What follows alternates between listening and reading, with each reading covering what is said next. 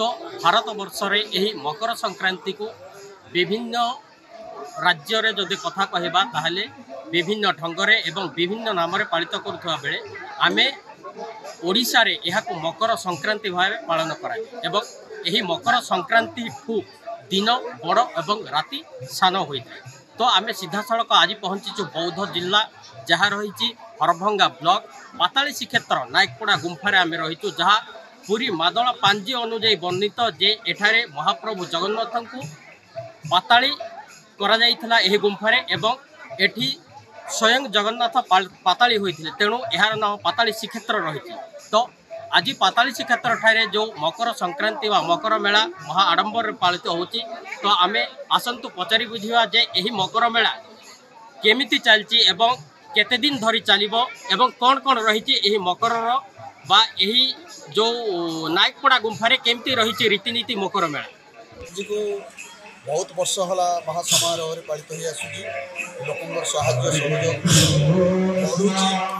पाखापाखि लोक 20,000 लोक आज प्रसाद सेवन के आयोजन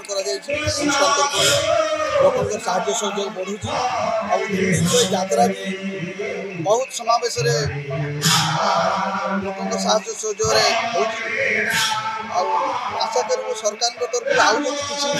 साहाय्य सहयोग अनुष्ठान को हुए एरिया विकास योजना करा जाए निश्चित भाव में पाताली श्रीक्षेत्र उन्नतिर बाट फिटिब आशा ना भी रु कर्मकर्ता जहाँ कहते जे यही पाताली श्रीक्षेत्र बा पाताली क्षेत्र नायकपड़ा गुंफारे दीर्घ वर्ष ठू आरंभ करके जहाँ कहुच्छी अष्टम षष्ठ शताब्दीर उत्तरार्धरू यही जगार महाप्रभु जगन्नाथ को पाताली करा जाइथिला एवं सही दिन ठारू यही जगार यही मकर संक्रांति महा धूमधाम रे पालन करा जाउछि एवं चलित वर्ष पाखापाखि 20,000 श्रद्धालु भक्तों गहली लगी। तो आपण मैंने देखिपे मु कैमरामैन पर्सन को कहि देखु जनगहली केमती लगी रही एवं यही जनगहली एवं जहाँ कहुच्छी जे यही जगार अन्न यज्ञ नाम यज्ञ सहित घृत यज्ञर मध्य कार्यक्रम रही। तो जदि आमे यही कथा कहबा जे यही जदि संक्रांति कथा कहबा मकर संक्रांति कथा ताहले दक्षिणा भारत रे यही मकर संक्रांति को पोंगल भावे पालन करुवा बेले अन्य जगार उत्तरायण एवं किछि जगार माघ बिहू एवं अन्य किछि राज्य रे बिहू पर्व भाव में पालित करा जाउछि। तो जदि आमे ओडिशा कथा कहबा ताहले ओडिशा रे यहाकू मकर संक्रांति भावे पालन करा जाउछि। तो जदि आमे बौद्ध जिला कथा कहबा ताहले जिल्लार विभिन्न स्थान रे एही मकर संक्रांति बहुत धूमधाम रे पालित होउथवा बेले जदि आमे हरभंगा ब्लॉक कथा कहबा ताहले हरभंगा ब्लॉक रो पाताली श्रीक्षेत्र रे आपण माने सीधा सड़क यार माने छवि देखुथिबे जे केमिति कहबा जे रामगढ़ केदारेश्वर शिव मंदिर मध्य यही मकर संक्रांति मेला हजार हजार श्रद्धालु भक्तों गहली रे चलची एवं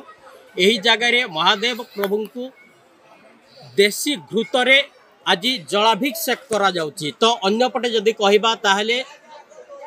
जदि आमे कहबा अन्य शिव मंदिर गुड़िकर मध्य यही मकर संक्रांति मेला लगी रही। तो यही मकर संक्रांति मेला जोटा कहा जाउची मकर चाउल यह होची खांटी ओडिया घरर